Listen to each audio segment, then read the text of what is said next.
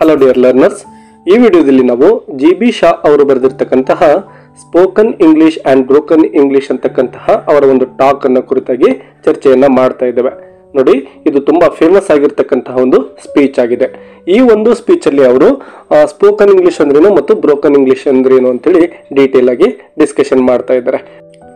ನಿಮ್ಗೆಲ್ಲ ಗೊತ್ತೇ ಇದೆ, ಇಂಗ್ಲಿಷ್ ಅಂತಕ್ಕಂಥದ್ದು ಜಗತ್ತಿನಲ್ಲಿ ಬಹಳಷ್ಟು ಮುಖ್ಯ ಆಗಿರ್ತಕ್ಕಂತಹ ಭಾಷೆ ಆಗಿದೆ.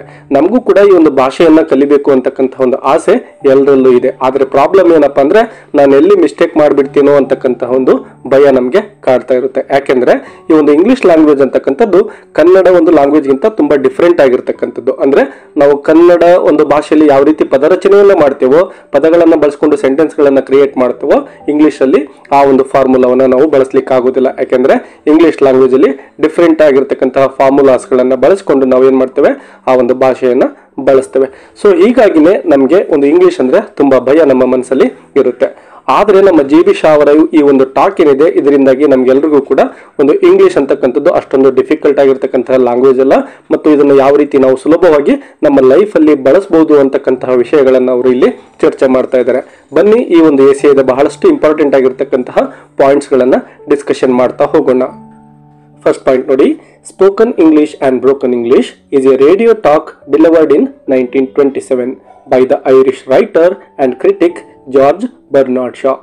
ಈ ಒಂದು ಟಾಕ್ ಏನಿದೆಯೋ ಇದನ್ನ 1927ರಲ್ಲಿ ಐರಿಷ್ ರೈಟರ್ ಆಗಿರ್ತಕ್ಕಂತಹ ಜಿ.ಬಿ. ಶಾ ಅವರು ಒಂದು ರೇಡಿಯೋಗೋಸ್ಕರ ಒಂದು ಸ್ಪೀಚ್ ಅನ್ನ ಕೊಟ್ಟಿರ್ತಾರೆ.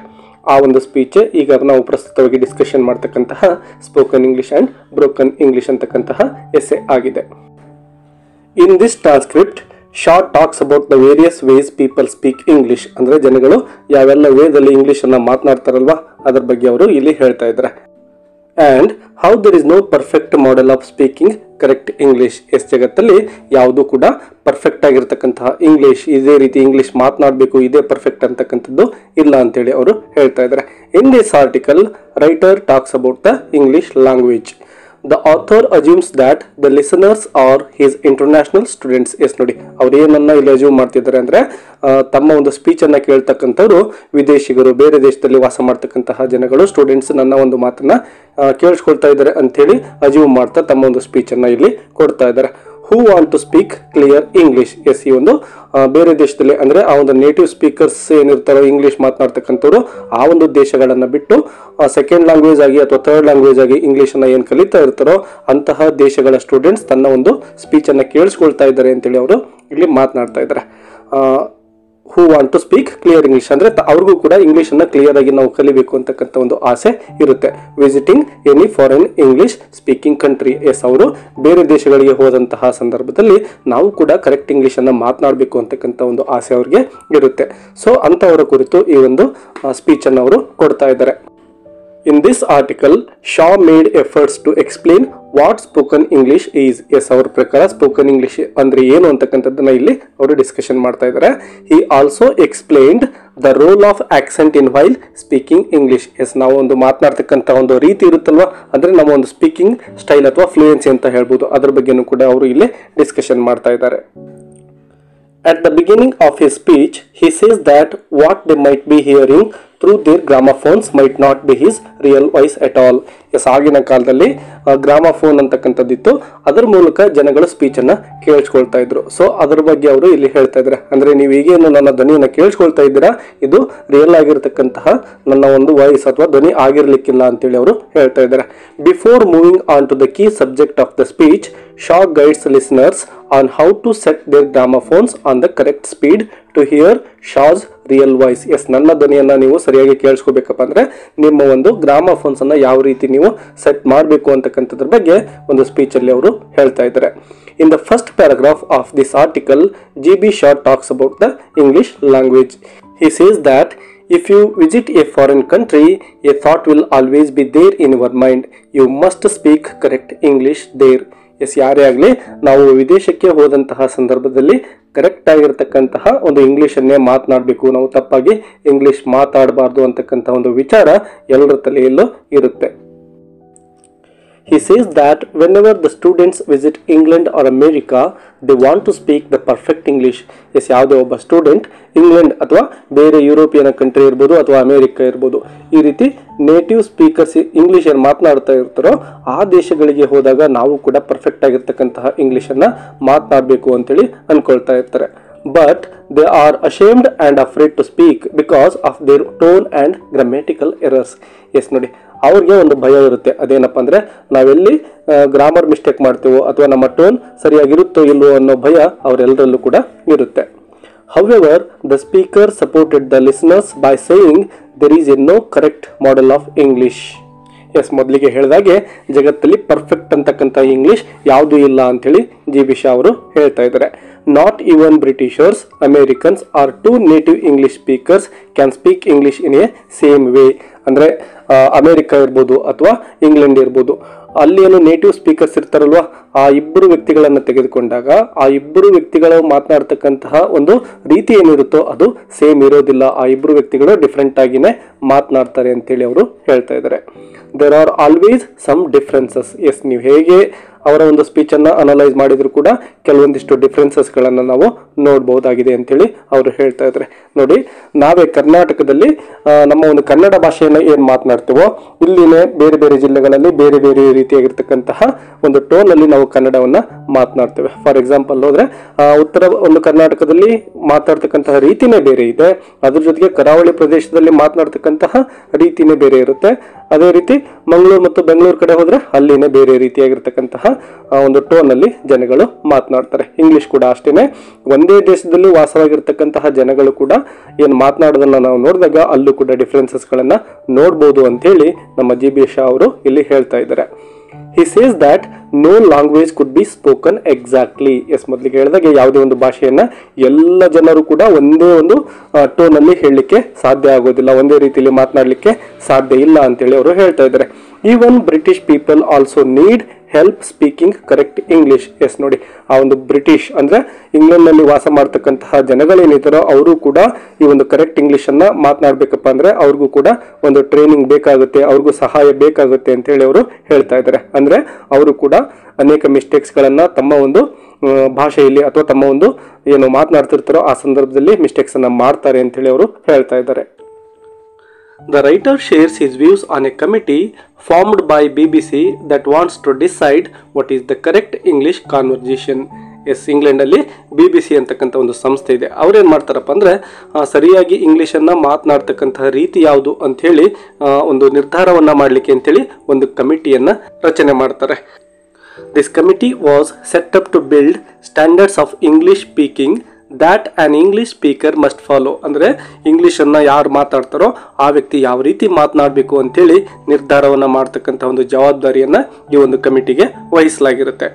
The members of this committee were highly educated, great writers, poets, actors and literate personalities came from different countries of the world. Yes ನೋಡಿ, ಈ ಒಂದು ಕಮಿಟಿಯ ಒಳಗಡೆ ಯಾರು ಇರ್ತಾರಪ್ಪ ಅಂದರೆ ತುಂಬ ಎಜುಕೇಟೆಡ್ ಆಗಿರ್ತಕ್ಕಂತಹ ಮೆಂಬರ್ಸ್ ಇರ್ತಾರೆ. ಅದ್ರ ಜೊತೆಗೆ ಗ್ರೇಟ್ ರೈಟರ್ಸ್ ಅಂದರೆ ತುಂಬ ಗ್ರೇಟ್ ಆಗಿರ್ತಕ್ಕಂತಹ ಬರಹಗಾರರು ಇರ್ತಾರೆ, ಕವಿಗಳಿರ್ತಾರೆ ಮತ್ತು ಫಿಲ್ಮ್ ಆ್ಯಕ್ಟರ್ಸ್ ಇರ್ತಾರೆ. ಅದ್ರ ಜೊತೆಗೆ ತುಂಬ ಒಂದು ಸಾಹಿತ್ಯವನ್ನು ರಚನೆ ಮಾಡಿರ್ತಕ್ಕಂತಹ ಅನೇಕ ವ್ಯಕ್ತಿಗಳು ಈ ಒಂದು ಕಮಿಟಿ ಒಳಗಡೆ ಇರ್ತಾರೆ ಮತ್ತು ಅವರೆಲ್ಲರೂ ಕೂಡ ಬೇರೆ ಬೇರೆ ದೇಶಗಳಿಂದ ಬಂದಂತಹ ವ್ಯಕ್ತಿಗಳಾಗಿರ್ತಾರೆ. English spoken by these members can be considered correct and refined English. Yes, ಅವರೆಲ್ಲರನ್ನ ಸೇರಿಸ್ಬಿಟ್ಟು ಅವ್ರು ಯಾವ ರೀತಿ ಮಾತನಾಡ್ತಾರೆ ಅಂತಕ್ಕಂಥ ಒಂದು ಟೋನನ್ನು ಕಂಡುಹಿಡಿದ್ಬಿಟ್ರೆ ಆ ಒಂದು ಟೋನನ್ನೇ ಎಲ್ಲ ಜನಗಳು ಬಳಸ್ಬೋದು, ಅದು ಕರೆಕ್ಟ್ ಆಗಿರ್ತಕ್ಕಂತಹ ಒಂದು ಇಂಗ್ಲಿಷ್ ಆಗಿರುತ್ತೆ ಅಂತೇಳಿ ಆ ಒಂದು ಕಮಿಟಿಯ ನಿರ್ಧಾರ ಆಗಿರುತ್ತೆ. G B. Shaw was one of its members. Yes, ಆ ಒಂದು ಕಮಿಟಿಲಿ ನಮ್ಮ ಜಿ.ಬಿ. ಶಾ ಅವರು ಕೂಡ ಒಬ್ಬ ಮೆಂಬರ್ ಆಗಿ ಕೆಲಸವನ್ನ ಮಾಡ್ತಾರೆ. He said that the members present in that committee knew the English language as much as ordinary people do. ಆ ಒಂದು ಕಮಿಟಿಯ ಒಳಗಡೆ ಇರ್ತಕ್ಕಂತಹ ಮೆಂಬರ್ಸ್ಗೂ ಕೂಡ ಒಂದು ಸಾಮಾನ್ಯ ಜನರಿಗೆ ಇಂಗ್ಲಿಷ್ ಬಗ್ಗೆ ಎಷ್ಟು ನಾಲೆಡ್ಜ್ ಇರುತ್ತಲ್ವ ಅಷ್ಟೇನೆ ಗೊತ್ತಿರುತ್ತೆ. They all are experts at speaking English, but still there are arguments among them on deciding the correct pronunciation of even simplest English words. Yes ನೋಡಿ, ಅವರು ತುಂಬ ಸ್ಪೀಕಿಂಗಲ್ಲಿ ಎಕ್ಸ್ಪರ್ಟ್ಸ್ ಆಗಿದ್ರು ಕೂಡ ಅವರಲ್ಲಿನೇ ಕೆಲವೊಂದಿಷ್ಟು ಡಿಫ್ರೆನ್ಸಸ್ ಇರೋದನ್ನು ನಾವು ಇಲ್ಲಿ ನೋಡ್ಬೋದು. ತುಂಬ ಸಿಂಪಲ್ ಆಗಿರ್ತಕ್ಕಂತಹ ಕೆಲವೊಂದಿಷ್ಟು ಇಂಗ್ಲಿಷ್ ವರ್ಡ್ಸ್ಗಳನ್ನು ಯಾವ ರೀತಿ ಪ್ರೊನೌನ್ಸ್ ಮಾಡೋದು ಅಥವಾ ಉಚ್ಚಾರಣೆಯನ್ನು ಮಾಡೋದು ಅನ್ನೋದ್ರ ಬಗ್ಗೆ ಅವರಲ್ಲಿನೇ ಕೆಲವೊಂದಿಷ್ಟು ಆರ್ಗ್ಯುಮೆಂಟ್ಸ್ ಅಥವಾ ವಿವಾದ ಇರುತ್ತೆ. ಅಂದರೆ ಎಲ್ಲರೂ ಕೂಡ ಒಂದೇ ಒಂದು ಪ್ರೊನೌನ್ಸಿಯೇಷನ್ಗೆ ಅವರು ಒಪ್ಕೊಳ್ಳೋದಿಲ್ಲ. They were not even satisfied pronouncing yes and no. Yes ನೋಡಿ, ಆ ಒಂದು ಕಮಿಟಿಯಲ್ಲಿರ್ತಕ್ಕಂತಹ ಒಂದು ಶ್ರೇಷ್ಠ ಆ ಒಂದು ಮೆಂಬರ್ಸ್ ಏನಿದ್ರು ಅವರಲ್ಲೇ ಒಂದು ಸಣ್ಣ ವರ್ಡ್ಸ್ಗಳಾಗಿರ್ತಕ್ಕಂತಹ ಎಸ್ ಮತ್ತು ನೋ ಅಂತಕ್ಕಂಥ ವರ್ಡ್ಸ್ ಏನಿದ್ದಾವೆ ಅವುಗಳನ್ನೇ ಅವರು ತುಂಬ ಡಿಫ್ರೆಂಟ್ ಆಗಿ ಪ್ರೊನೌನ್ಸಿಯೇಷನನ್ನು ಮಾಡ್ತಾ ಇದ್ರು. ನೋಡಿ, ಇಲ್ಲಿ ಸಿಂಪಲ್ ಆಗಿರ್ತಕ್ಕಂತಹ ಇಂಥ ವರ್ಡ್ಸ್ಗಳನ್ನೇ ಅವರೆಲ್ಲ ಡಿಫ್ರೆಂಟ್ ಆಗಿ ಪ್ರೊನೌನ್ಸಿಯೇಷನ್ ಮಾಡ್ತಾ ಇದ್ದಾರೆ. ಅಂದರೆ ಸಾಮಾನ್ಯ ಜನಗಳು ಒಂದು ಡಿಫ್ರೆಂಟ್ ಟೋನಲ್ಲಿ ಯೂಸ್ ಮಾಡ್ತಕ್ಕಂಥದ್ದು ತಪ್ಪೇನಲ್ಲ ಅಂತಕ್ಕಂತಹ ಒಂದು ಒಪಿನಿಯನನ್ನು ಅವರು ಇಲ್ಲಿ ಶೇರ್ ಮಾಡ್ಕೊಳ್ತಾ ಇದ್ದಾರೆ. Even though they have different pronunciations, those speakers will say these two words in a way that they are easily understandable to all humans. Yes ನೋಡಿ, ಆ ಒಂದು ಡಿಫ್ರೆಂಟ್ ಮೆಂಬರ್ಸ್ ಈ ಎಸ್ ಮತ್ತು ನೋ ಅಂತಕ್ಕಂತಹ ಟೂ ವರ್ಡ್ಸನ್ನು ಯಾವ ರೀತಿ ಡಿಫ್ರೆಂಟ್ ಆಗಿ ಪ್ರೊನೌನ್ಸಿಯೇಷನ್ ಮಾಡ್ತಾ ಇದ್ರು ಅದರಿಂದ ಯಾವುದೇ ರೀತಿಯಾಗಿರ್ತಕ್ಕಂತಹ ತೊಂದರೆ ಆಗ್ತಾ ಇಲ್ಲ. ಯಾಕೆಂದರೆ ಅವರ ಒಂದು ಪ್ರೊನೌನ್ಸಿಯೇಷನ್ ಡಿಫ್ರೆಂಟ್ ಇದ್ರೂ ಕೂಡ ಎಲ್ಲ ಜನಗಳು ಅವ್ರು ಏನು ಮಾತನಾಡ್ತಾರೆ ಅಂತಕ್ಕಂಥದ್ದನ್ನು ತುಂಬ ಸುಲಭವಾಗಿ ಅರ್ಥವನ್ನು ಮಾಡ್ಕೊಳ್ತಾ ಇದ್ರು. This makes them look highly literate and different from uneducated people. Yes ನೋಡಿ, ಅವರ ಒಂದು ಪ್ರೊನೌನ್ಸಿಯೇಷನ್ ಡಿಫ್ರೆಂಟ್ ಆಗಿದ್ರು ಕೂಡ ಎಲ್ಲ ಸಾಮಾನ್ಯ ಜನರು ಕೂಡ ಅವರ ಒಂದು ಭಾಷೆಯನ್ನು ಅರ್ಥ ಮಾಡ್ಕೊಳ್ಬಲ್ಲರಾಗಿದ್ರು. ಹಾಗಾಗಿನೇ ಆ ಒಂದು ಡಿಫ್ರೆನ್ಸ್ ಏನಿದೆ ಅಂದರೆ ಭಾಷೆಯನ್ನು ಬೇರೆಯವರಿಗೆ ಅರ್ಥ ಮಾಡಿಸ್ತಕ್ಕಂಥದ್ದು ಅಷ್ಟು ಸಾಕಾಗಿರುತ್ತೆ. ಅಂದರೆ ಪ್ರತಿಯೊಬ್ಬ ವ್ಯಕ್ತಿಯು ಕೂಡ ಇನ್ನೊಬ್ಬ ವ್ಯಕ್ತಿಗೆ ಏನು ಹೇಳ್ತಾ ಇದ್ದಾನೆ ಅಂತಕ್ಕಂಥದ್ದು ಕ್ಲಿಯರ್ ಆಗಿ ತಿಳಿದ್ರೆ ಸಾಕು. ಆಗ ಆ ಒಂದು ಲ್ಯಾಂಗ್ವೇಜ್ನ ಫಂಕ್ಷನ್ ಏನಿರುತ್ತೋ ಅದು ಕಂಪ್ಲೀಟ್ ಆದಾಗೆ ಅಂತೇಳಿ GB ಶಾ ಅವರು ಇಲ್ಲಿ ಹೇಳ್ತಾ ಇದ್ದಾರೆ. The primary purpose of speaking any language is to convey the speaker's message to the listener. Yes, ನಮ್ಮ ಒಂದು ಉದ್ದೇಶ ಏನಾಗಿರುತ್ತೆ ಭಾಷೆಯನ್ನು ಬಳಸುವಾಗ ಅಂದರೆ ನಮ್ಮ ತಲೆಯಲ್ಲಿರ್ತಕ್ಕಂತಹ ವಿಚಾರಗಳನ್ನು ಅಥವಾ ನಮ್ಮ ಭಾವನೆಗಳನ್ನು ಎದುರುಗಡೆ ಇರ್ತಕ್ಕಂತಹ ವ್ಯಕ್ತಿ ಅರ್ಥ ಮಾಡಿಕೊಂಡ್ರೆ ಸಾಕು. ಆಗ ನಮ್ಮ ಒಂದು ಉದ್ದೇಶ ಏನಿರುತ್ತಲ್ವ ಅದು ಮುಗಿದ ಹಾಗೇನೆ. We cannot consider a single pronunciation correct and declare the rest incorrect or invalid. Yes, ನಾವು ಯಾವುದೇ ಒಂದು ಪ್ರೊನೌನ್ಸಿಯೇಷನ್ನ ಇದು ಮಾತ್ರ ಸರಿ ಮತ್ತು ಇನ್ನೊಂದು ಪ್ರೊನೌನ್ಸಿಯೇಷನ್ ಏನಿರುತ್ತೋ ಅದು ತಪ್ಪು ಅಂತೇಳಿ ನಿರ್ಧಾರವನ್ನು ಮಾಡಲಿಕ್ಕೆ ಸಾಧ್ಯವಿಲ್ಲ. We cannot say that this person speaks correct English. Instead, we can say this person speaks good and attractive English. Yes, ಯಾವುದೇ ಒಬ್ಬ ಇಂಗ್ಲೀಷ್ ಮಾತನಾಡ್ತಕ್ಕಂತಹ ವ್ಯಕ್ತಿಯ ಒಂದು ಸ್ಪೀಚನ್ನು ಅಥವಾ ಮಾತುಗಳನ್ನು ನಾವು ಕೇಳಿಸ್ಕೊಂಡಾಗ ಇವನು ಕರೆಕ್ಟ್ ಆಗಿರ್ತಕ್ಕಂತಹ ಇಂಗ್ಲೀಷನ್ನು ಮಾತನಾಡ್ತಾನೆ ಅಂತ ನಾವು ಹೇಳಲಿಕ್ಕೆ ಆಗೋದಿಲ್ಲ. ಅದರ ಬದಲಾಗಿ ನಾವು ಏನು ಹೇಳ್ಬೋದಪ್ಪ ಅಂದರೆ ಅವನು ತುಂಬ ಒಳ್ಳೆಯ ಒಂದು ಅಟ್ರಾಕ್ಟಿವ್ ಆಗಿರ್ತಕ್ಕಂತಹ ಇಂಗ್ಲೀಷನ್ನು ಬಳಸ್ತಾನೆ ಅಂತ ಮಾತ್ರ ಹೇಳ್ಬೋದು. ಪರ್ಫೆಕ್ಟ್ ಆಗಿರ್ತಕ್ಕಂತಹ ಅಥವಾ ಕರೆಕ್ಟ್ ಆಗಿರ್ತಕ್ಕಂತಹ ಇಂಗ್ಲೀಷನ್ನು ಅವನು ಬಳಸ್ತಾ ಇದ್ದಾನೆ ಅಂತೇಳಿ ಹೇಳಲಿಕ್ಕೆ ಆಗೋದಿಲ್ಲ. Shaw says that not even he himself speak English in the same way all the time. Yes, ತಾವೇ ಏನು ಇಂಗ್ಲೀಷನ್ನು ಮಾತನಾಡ್ತಾ ಇದ್ರೋ ಎಲ್ಲ ಟೈಮಲ್ಲೂ ಕೂಡ ನಾನು ಒಂದೇ ಥರದಾಗಿರ್ತಕ್ಕಂತಹ ಇಂಗ್ಲೀಷನ್ನು ಮಾತನಾಡೋದಿಲ್ಲ. ಒಂದೇ ಶಬ್ದವನ್ನೇ ಬೇರೆ ಬೇರೆ ಸಂದರ್ಭಗಳಲ್ಲಿ ಬೇರೆ ಬೇರೆ ಥರ ನಾನು ಪ್ರೊನೌನ್ಸಿಯೇಷನ್ ಮಾಡ್ತೇನೆ ಅಂತಕ್ಕಂಥದ್ದನ್ನು GB ಶಾ ಅವರೇ ಒಪ್ಕೊಳ್ತಾ ಇದ್ದಾರೆ. He says that when he is at home on the breakfast table and his wife is standing just 6 feet away, instead of properly narrating a word, he just mumbles them. Yes, ತಮ್ಮ ಒಂದು ಮನೆಯಲ್ಲಿರ್ತಕ್ಕಂಥ ಒಂದು ಪರಿಸ್ಥಿತಿಯನ್ನು ಇಲ್ಲಿ ಅವರು share ಮಾಡ್ಕೊಳ್ತಾ ಇದ್ದಾರೆ. S ನೋಡಿ, ಅವರೇನು ಬ್ರೇಕ್ಫಾಸ್ಟನ್ನು ಮಾಡ್ತಾ ಇರ್ತಾರೋ ಅಂತಹ ಸಂದರ್ಭದಲ್ಲಿ ಅವರ ಹೆಂಡತಿ ಕೇವಲ 6 ಫೂಟ್ ಅಷ್ಟು ಮಾತ್ರ ಇವರಿಂದ ದೂರ ಇರ್ತಾರೆ. ಅಂತಹ ಸಂದರ್ಭದಲ್ಲಿ ಏನಾದರೂ ಹೇಳಬೇಕು ಅಂದರೆ ಇವರು ಕ್ಲಿಯರ್ ಆಗಿರ್ತಕ್ಕಂಥ ಒಂದು ವೇದಲ್ಲಿ ಅವರಿಗೆ ಏನನ್ನು ಹೇಳೋದಿಲ್ಲ. ಅದರ ಬದಲಾಗಿ ಮಂಬಲ್ಸ್ ಅಂದರೆ ಗೊಣಗೋದು ಅಂತೇಳಿ, ಅಂದರೆ ತಮ್ಮ ಹೆಂಡತಿಯ ಕುರಿತು ಕ್ಲಿಯರ್ ಆಗಿರ್ತಕ್ಕಂಥ ವರ್ಡ್ಸ್ಗಳನ್ನು ಯೂಸ್ ಮಾಡಿಕೊಂಡು ಅವಳ ಜೊತೆ ಇವರು ಮಾತನಾಡೋದಿಲ್ಲ. ಅದರ ಬದಲಾಗಿ ಗೊಣಗ್ತಾರೆ. ಅಂದರೆ ಕರೆಕ್ಟ್ ಆಗಿರ್ತಕ್ಕಂಥ ಒಂದು ಗ್ರಾಮ್ಯಾಟಿಕಲ್ ಆಗಿರ್ತಕ್ಕಂತಹ ಇಂಗ್ಲೀಷನ್ನು ಮನೆಯಲ್ಲಿ ನಾನು ಯೂಸ್ ಮಾಡೋದಿಲ್ಲ ಅನ್ನೋದನ್ನು ಹೇಳ್ತಾ ಇದ್ದಾರೆ. Sometimes even his wife cannot understand what he is saying and scolds him to speak properly. Yes, ಅನೇಕ ಸಂದರ್ಭಗಳಲ್ಲಿ ನಿಮಗೆ ಮಾತನಾಡಲಿಕ್ಕೆ ಬರೋದಿಲ್ಲ, ಸರಿಯಾಗಿ ನೀವು ಮಾತನಾಡ್ತಕ್ಕಂಥದ್ದು ನನಗೆ ಅರ್ಥ ಆಗ್ತಾ ಇಲ್ಲ ಅಂಥೇಳಿ ಒಂದು ಅವರ ಹೆಂಡತಿನೇ ಇವರನ್ನು ಸುಮಾರು ಸಾರಿ ಬೈದಿರ್ತಾರೆ. ಅಂದರೆ ಪ್ರತಿಯೊಬ್ಬ ವ್ಯಕ್ತಿಯು ಕೂಡ ವಿವಿಧ ಸಂದರ್ಭಗಳಲ್ಲಿ ಮಾತನಾಡ್ತಕ್ಕಂಥ ಒಂದು ರೀತಿ ಏನಿರುತ್ತೆ ಚೇಂಜ್ ಇರುತ್ತೆ. We speak informal English before our family, friends and acquaintances. ಅಂದರೆ ನಮ್ಮ ಒಂದು ಫ್ಯಾಮಿಲಿ ಮೆಂಬರ್ಸ್ ಇರ್ಬೋದು ಅಥವಾ ಫ್ರೆಂಡ್ಸ್ ಇರ್ಬೋದು ಅಥವಾ ನಮ್ಮ ಒಂದು ಆಪ್ತರು ಇರ್ಬೋದು, ಅವರ ಜೊತೆ ಮಾತನಾಡಬೇಕಾದ್ರೆ ನಾವು ಇನ್ಫಾರ್ಮಲ್ ಇಂಗ್ಲೀಷನ್ನು ಬಳಸ್ತೇವೆ. This English can also contain many grammar errors which is not a problem to understand our thoughts. Yes, ನಾವು ಈ ರೀತಿ ನಮಗೆ ಕ್ಲೋಸ್ ಇರತಕ್ಕಂತಹ ವ್ಯಕ್ತಿಗಳೊಂದಿಗೆ ನಾವು ಭಾಷೆಯನ್ನು ಬಳಸ್ತಕ್ಕಂತಹ ಸಂದರ್ಭದಲ್ಲಿ ಅನೇಕ ಗ್ರಾಮರ್ ಮಿಸ್ಟೇಕ್ಗಳನ್ನು ಮಾಡ್ತೇವೆ. ಆದರೂ ಕೂಡ ನಾವು ಏನು ಹೇಳ್ತಾ ಇದ್ದೇವೆ ಅಂತಕ್ಕಂಥದ್ದು ಅವ್ರಿಗೆ ಕ್ಲಿಯರ್ ಆಗಿನೇ ಅರ್ಥ ಆಗುತ್ತೆ ಮತ್ತು ನಮ್ಮ ಥಾಟ್ಸ್ ಅಥವಾ ವಿಚಾರಗಳೇನಿರ್ತವೆ ಅವು ಕ್ಲಿಯರ್ ಆಗಿ ಅವ್ರಿಗೆ ಅರ್ಥ ಆಗ್ತವೆ ಅಂತಕ್ಕಂಥದ್ದನ್ನು ಜಿ.ಬಿ. ಶಾ ಅವರು ಇಲ್ಲಿ ಹೇಳ್ತಾ ಇದ್ದಾರೆ.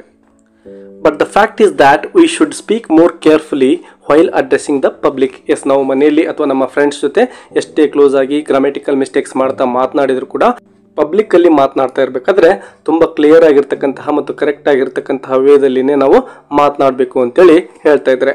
Although Shah has already told the listeners that there is no perfect model of speaking English, there is a presentable model of speaking English. Yes, perfect ಆಗಿರ್ತಕ್ಕಂಥ ಇಂಗ್ಲಿಷ್ ಇಲ್ಲ ಅಂದ್ರೂ ಕೂಡ ಒಂದು ಪ್ರೆಸೆಂಟಬಲ್ ಅಂದರೆ ಬೇರೆಯವರೊಂದಿಗೆ ಮಾತನಾಡ್ತಾ ಇರತಕ್ಕಂಥ ಸಂದರ್ಭದಲ್ಲಿ ಯಾವ ರೀತಿ ನಾವು ಭಾಷೆಯನ್ನು ಬಳಸಬೇಕು ಅನ್ನೋದ್ರ ಬಗ್ಗೆ ಕೆಲವೊಂದಿಷ್ಟು ಮಾಡೆಲ್ಸ್ಗಳಿದ್ದಾವೆ ಅಂತೇಳಿ ಅವರು ಹೇಳ್ತಾ ಇದ್ದಾರೆ.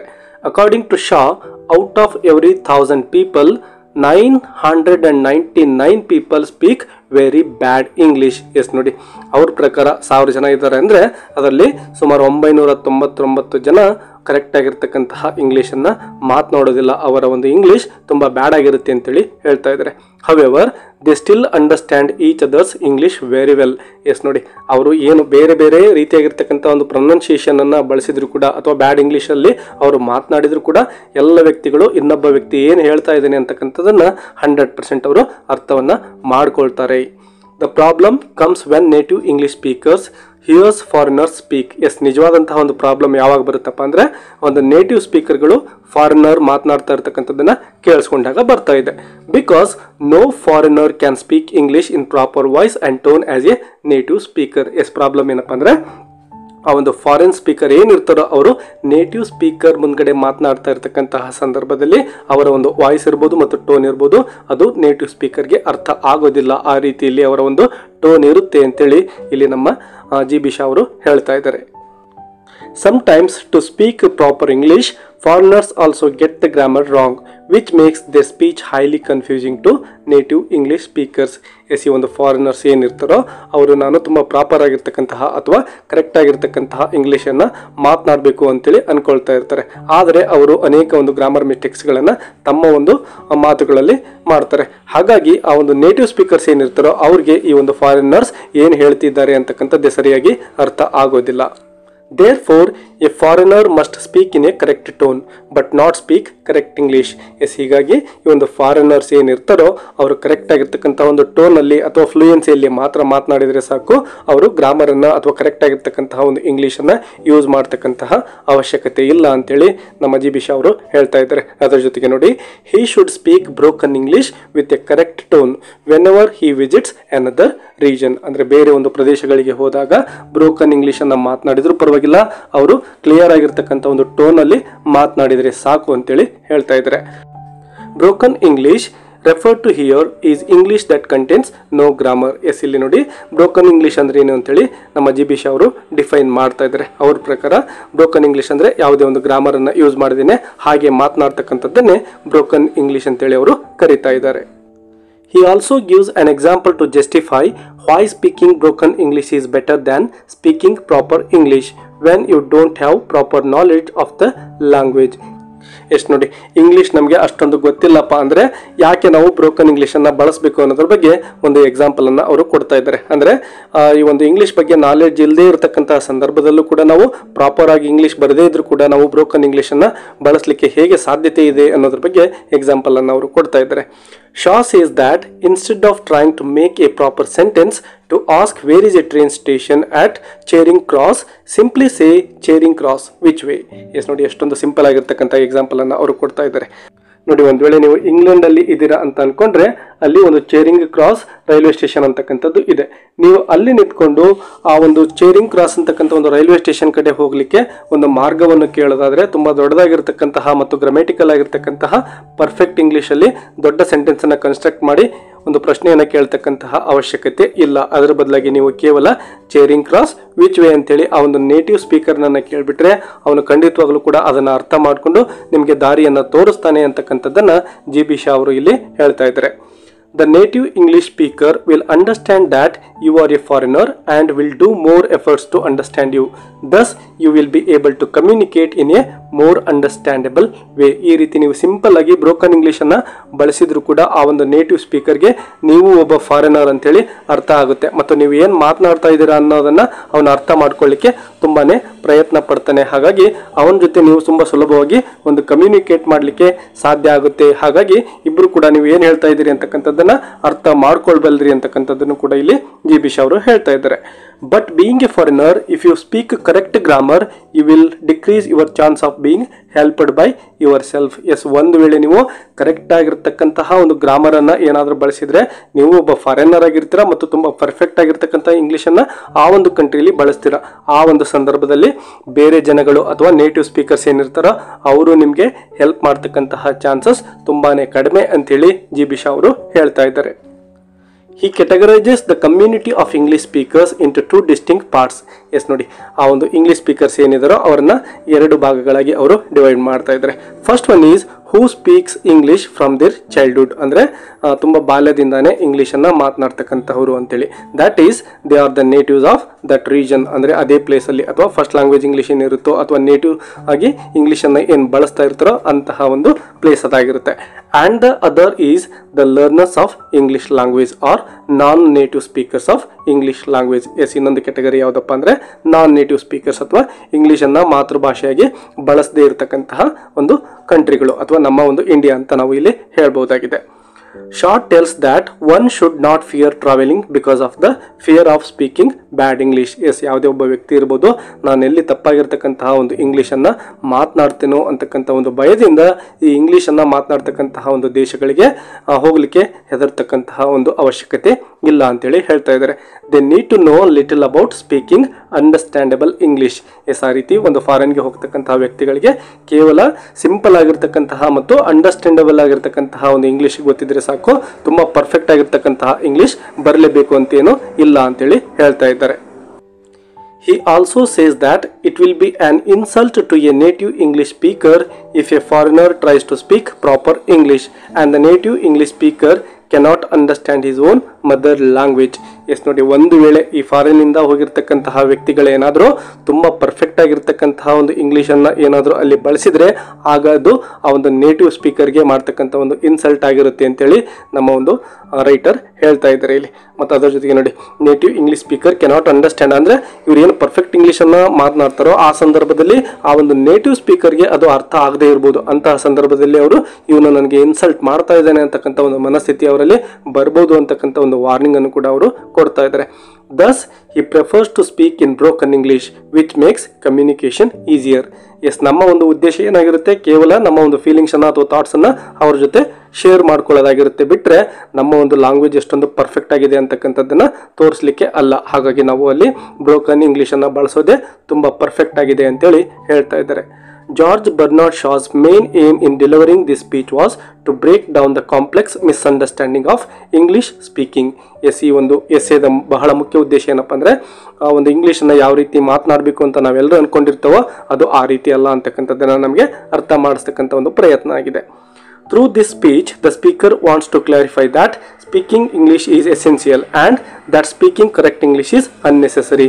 ಎಸ್, ನಾವೆಲ್ಲರೂ ಕೂಡ ಇಂಗ್ಲೀಷನ್ನು ಮಾತನಾಡಬೇಕು ಅಂತಕ್ಕಂಥದ್ದು ಕಾಮನ್ ಆಗಿದೆ ಮತ್ತು ಅದು ಇಂಪಾರ್ಟೆಂಟ್ ಕೂಡ ಆಗಿದೆ. ಆದರೆ ಒಂದು ಪರ್ಫೆಕ್ಟ್ ಆಗಿರ್ತಕ್ಕಂತಹ ಕರೆಕ್ಟ್ ಆಗಿರ್ತಕ್ಕಂತಹ ಇಂಗ್ಲೀಷನ್ನು ನಾನು ಬಳಸ್ತೀನಿ ಅಂದರೆ ಅದರಿಂದ ಯಾವುದೇ ಉಪಯೋಗ ಇಲ್ಲ ಅಂತೇಳಿ ಇದೇ ವಿಷಯದಲ್ಲಿ ಅವರು ಹೇಳ್ತಾ ಇದ್ದಾರೆ ಅಥವಾ ಇದೇ ಸ್ಪೀಚಲ್ಲಿ ಅವರು ಹೇಳ್ತಾ ಇದ್ದಾರೆ. The speaker also clarified the difference between spoken English and broken English in a detailed manner. Spoken English ಅಂದ್ರೆ ಏನು, ಬ್ರೋಕನ್ ಇಂಗ್ಲೀಷ್ ಅಂದ್ರೆ ಏನು ಅಂತಕ್ಕಂಥದ್ರ ಬಗ್ಗೆ ಡೀಟೇಲ್ ಆಗಿರ್ತಕ್ಕಂಥ ಮಾಹಿತಿಯನ್ನು ಅವರು ಈ ವಿಷಯದಲ್ಲಿ ಕೊಟ್ಟಿದ್ದಾರೆ. He said that spoken English is what we speak in our day-to-day life.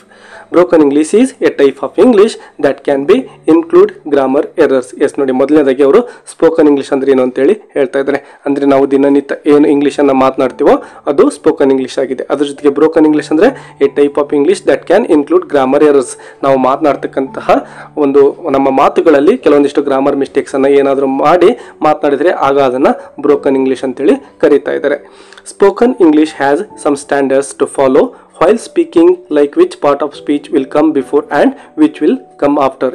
S ನೋಡಿ, ಸ್ಪೋಕನ್ ಇಂಗ್ಲೀಷ್ನ ಒಂದು ಲಕ್ಷಣವನ್ನು ಅವರು ಇಲ್ಲಿ ಹೇಳ್ತಾ ಇದ್ದಾರೆ. ಅದೇನಪ್ಪ ಅಂದರೆ ಈ ಪಾರ್ಟ್ಸ್ ಆಫ್ ಸ್ಪೀಚ್ಗಳನ್ನು ನಾವು ಏನು ಬಳಸ್ತೀವೋ ಒಂದಾದ್ಮೇಲೆ ಯಾವ ರೀತಿ ಇನ್ನೊಂದನ್ನು ಬಳಸಬೇಕು ಅಂತಕ್ಕಂಥ ರೂಲ್ಸ್ ಆ್ಯಂಡ್ ರೆಗ್ಯುಲೇಷನ್ಸ್ಗಳನ್ನು ಬಳಸ್ಕೊಂಡು ನಾವು ಒಂದು ಮಾತುಗಳನ್ನು ಆಡಿದರೆ ಅದು ಸ್ಪೋಕನ್ ಇಂಗ್ಲೀಷ್ ಅಂತೇಳಿ ಆಗುತ್ತೆ. ಇನ್ನು ಬ್ರೋಕನ್ ಇಂಗ್ಲೀಷ್ ಅಂದರೆ ನೆಕ್ಸ್ಟ್ ನೋಡಿ, broken English does not have any standards that should be followed while speaking. Yes, ಯಾವುದೇ ಒಂದು ರೂಲ್ಸ್ಗಳನ್ನು ಇಲ್ಲಿ ಬ್ರೋಕನ್ ಇಂಗ್ಲೀಷ್ ಫಾಲೋ ಮಾಡೋದಿಲ್ಲ. ಸ್ಪೋಕನ್ ಇಂಗ್ಲೀಷಲ್ಲಿ ಆ ಒಂದು ಪಾರ್ಟ್ಸ್ ಆಫ್ ಸ್ಪೀಚ್ಗಳನ್ನು ಯಾವ ರೀತಿ ಒಂದಾದ್ಮೇಲೆ ಒಂದು ಬಳಸಬೇಕು ಅಂತ ನಾವು ಕೇರ್ಫುಲ್ ಆಗಿ ಮಾತನಾಡ್ತೇವೆ. ಬಟ್ ಬ್ರೋಕನ್ ಇಂಗ್ಲೀಷಲ್ಲಿ ಅದು ಯಾವುದನ್ನು ಕೂಡ ನಾವು ತಲೆ ಕೆಡ್ಸ್ಕೊಳ್ಳೋದಿಲ್ಲ. ಕೇವಲ ನಮ್ಮಲ್ಲಿರ್ತಕ್ಕಂತಹ ಥಾಟ್ಸ್ಗಳನ್ನು ಅರ್ಥ ಮಾಡಿಸಿದ್ರೆ ಸಾಕು ಅಂತಕ್ಕಂಥದ್ದು ಇಲ್ಲಿ ಇಂಪಾರ್ಟೆಂಟ್ ಆಗಿರುತ್ತೆ. To sum up, we can say that Shah has emphasized language as an efficient tool of communication. Yes, ಇನ್ನು ಒಂದು ಕನ್ಕ್ಲೂಷನ್ನಲ್ಲಿ ಹೇಳೋದಾದರೆ ಒಂದು ಲ್ಯಾಂಗ್ವೇಜನ್ನು ನಾವು ಬಳಸ್ತಕ್ಕಂಥದ್ದು ಕೇವಲ ಕಮ್ಯುನಿಕೇಷನ್ ಅಥವಾ ಸಂವಹನದ ದೃಷ್ಟಿಯಿಂದ ಅಥವಾ ನಮ್ಮ ಒಂದು ಥಾಟ್ಸ್ಗಳನ್ನು ಶೇರ್ ಮಾಡ್ಕೊಳ್ಳಿಕ್ಕೆ ಅಂತೇಳಿ. If we try to speak any language according to the grammar rules, it not only creates stress on us, but also we will not be able to communicate in a proper way. Then speaking with such efforts is no use. Yes ನೋಡಿ, ಒಂದು ವೇಳೆ ನಾವು ಯಾವುದೇ ಒಂದು ಭಾಷೆಯನ್ನು ಬಳಸಬೇಕಾದ್ರೆ ತುಂಬ ಒಂದು grammar ರೂಲ್ಸ್ಗೆ ನಮ್ಮನ್ನು ನಾವು ಅಡಿಕ್ಟ್ ಮಾಡಿಕೊಂಡ್ರೆ ಅಥವಾ ನಮ್ಮ ಮಾತುಗಳಲ್ಲಿ ನಾವು ಗ್ರಾಮರನ್ನು ಬಳಸ್ತಾ ಮಾತನಾಡಬೇಕು ಅಂತ ಏನಾದರೂ ಪ್ರಯತ್ನ ಮಾಡಿದರೆ ಅದು ಅನ್ನೆಸೆಸರಿ ಆಗಿರ್ತಕ್ಕಂಥ ಒಂದು ಸ್ಟ್ರೆಸ್ಸನ್ನು ಅಥವಾ ಒತ್ತಡವನ್ನು ನಮ್ಮ ಮೇಲೆ ಕ್ರಿಯೇಟ್ ಮಾಡುತ್ತೆ. ಅದು ಕಮ್ಯುನಿಕೇಷನ್ಗೆ ಅಷ್ಟೊಂದು ಇಂಪಾರ್ಟೆಂಟ್ ಆಗಿರೋದಿಲ್ಲ. ಮತ್ತು ಆ ರೀತಿ ಗ್ರಾಮರನ್ನು ಯೂಸ್ ಮಾಡಿಕೊಂಡು ಕರೆಕ್ಟ್ ಆಗಿರ್ತಕ್ಕಂಥ ಒಂದು ಲ್ಯಾಂಗ್ವೇಜಲ್ಲಿ ನಾವೇನಾದರೂ ಮಾತನಾಡಿದರೆ ಅದು ಅಷ್ಟೊಂದು ಪ್ರಾಪರ್ ಅಥವಾ ಎಫೆಕ್ಟಿವ್ ಆಗಿ ಕೂಡ ಇರೋದಿಲ್ಲ ಅಂತೇಳಿ ಹೇಳ್ತಾ ಇದ್ದಾರೆ. ಅದ್ರ ಜೊತೆಗೆ ಆ ಒಂದು ಮಾತನಾಡ್ತಕ್ಕಂತಹ ಒಂದು ರೀತಿ ಏನಿರುತ್ತೋ ಒಂದು ಗ್ರಾಮೆಟಿಕಲ್ ರೂಲ್ಸ್ಗಳನ್ನು ಫಾಲೋ ಮಾಡಿಕೊಂಡು ಅದು ಉಪಯೋಗಕ್ಕೂ ಬರೋದಿಲ್ಲ ಅಂತೇಳಿ ಅವರು ಹೇಳ್ತಾ ಇದ್ದಾರೆ. Instead, speak broken English where the grammar and rules may not be clear, but communication is done properly. Yes, ಅದರ ಬದಲಾಗಿ ಬ್ರೋಕನ್ ಇಂಗ್ಲೀಷನ್ನು ಯೂಸ್ ಮಾಡಿ ಗ್ರಾಮರ್ ಮತ್ತು ರೂಲ್ಸ್ಗಳು ಯಾವುದೇ ಒಂದು ಇಂಪಾರ್ಟೆಂಟನ್ನು ಅಲ್ಲಿ ಹೊಂದಿರೋದಿಲ್ಲ. ಕೇವಲ ಒಂದು ಥಾಟ್ಸ್ಗಳನ್ನು ಮಾತ್ರ ಶೇರ್ ಮಾಡ್ಕೊಳ್ಳಿಕ್ಕೆ ಅಥವಾ ಕಮ್ಯುನಿಕೇಷನನ್ನು ಸಾಧಿಸಲಿಕ್ಕೆ ಮಾತ್ರ ಅದರಿಂದ ಸಾಧ್ಯ ಆಗುತ್ತೆ. ಹಾಗಾಗಿ ಬ್ರೋಕನ್ ಇಂಗ್ಲೀಷನ್ನು ಯೂಸ್ ಮಾಡಿ ಅಂತೇಳಿ ಅವರು ಸಲಹೆಯನ್ನು ಕೊಡ್ತಾ ಇದ್ದಾರೆ. To speak broken English one does not require much but loud voice, minimum efforts and very basic knowledge of the language. Yes ನೋಡಿ, ಬ್ರೋಕನ್ ಇಂಗ್ಲೀಷನ್ನು ಮಾತನಾಡಬೇಕಪ್ಪ ನಾವು ಅಂದರೆ ತುಂಬ ರೂಲ್ಸ್ ಆ್ಯಂಡ್ ರೆಗ್ಯುಲೇಷನ್ಸ್ಗಳು ಅಥವಾ ಗ್ರಾಮರ್ ನಮಗೆ ಅಷ್ಟೊಂದು ಅವಶ್ಯಕತೆ ಇರೋದಿಲ್ಲ. ಅದ್ರ ಬದಲಾಗಿ ನಮಗೆ ಏನು ಬೇಕಪ್ಪ ಅಂದರೆ ಲೌಡ್ ವಾಯ್ಸ್ ಅಂದರೆ ನಮ್ಮ ಧ್ವನಿ ತುಂಬ ಲೌಡ್ ಆಗಿರಬೇಕು. ಅದ್ರ ಜೊತೆಗೆ ಮಿನಿಮಮ್ ಎಫರ್ಟ್ಸ್ ಅಂದರೆ ಸ್ವಲ್ಪ ಪ್ರಯತ್ನನೂ ಬೇಕಾಗುತ್ತೆ. ಅದ್ರ ಜೊತೆಗೆ very basic knowledge of the language, ಒಂದು ಭಾಷೆಯ ಬಗ್ಗೆ ಸ್ವಲ್ಪ ಜ್ಞಾನ ಇದ್ರೂ ಕೂಡ ಸಾಕು. ನಮಗೆ ಬೇಸಿಕ್ ಆಗಿರ್ತಕ್ಕಂಥ ಇನ್ಫಾರ್ಮೇಷನ್ ಇದ್ರೂ ಕೂಡ ನಾವು ಆ ಒಂದು ಭಾಷೆಯನ್ನು ಅಥವಾ ಬ್ರೋಕನ್ ಇಂಗ್ಲೀಷನ್ನು ನಾವು ಸುಲಭವಾಗಿ ಬಳಸಲಿಕ್ಕೆ ಸಾಧ್ಯ ಆಗುತ್ತೆ.